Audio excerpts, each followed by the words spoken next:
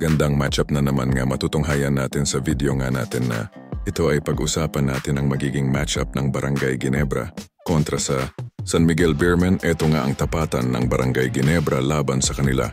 Walang sister team at long-time rival na San Miguel Beermen. Parehong ang galing sa isang komportableng panalo ang dalawang kupunan na ito. Tinalo nga ng SMB ang reigning champion, this Philippines Cup sa quarterfinals na Meralco Bolts, habang tinalo naman nga ng Ginebra ang young team at full of young stars na Converge Fiber Xers sa naging tapatan nga. Nila nung elimination round is conference ay tinalo nga ng SMB ang Ginebra sa final score ng 104-93, naging dominante nga sa game na.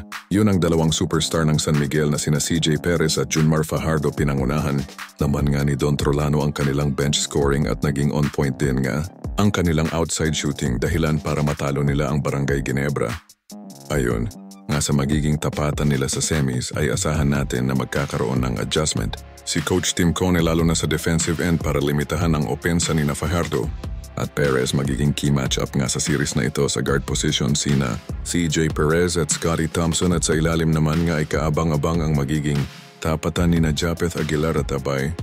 Though hindi nga kayang tapatan ni Japeth si Junmar ng one-on-one, pero asahan nga natin na magkakaroon siya ng tulong kay Troy Rosario. Medyo lamang nga sa mga bigs itong SMB dahil nandyan nga sina Moala Tautuaa at Rodney Brundial, kaya sigurado nga matcha-challenge sina Japeth Troy Rosario at maging si Ben Adamos na makontain ang presensya ng mga bigman ng SMB sa ilalim kung sa lalim.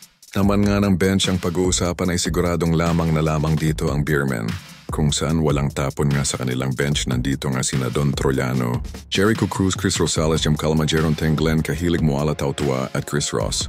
Kaya naman kailangan nga mag-double effort nitong Gin King sa depensa.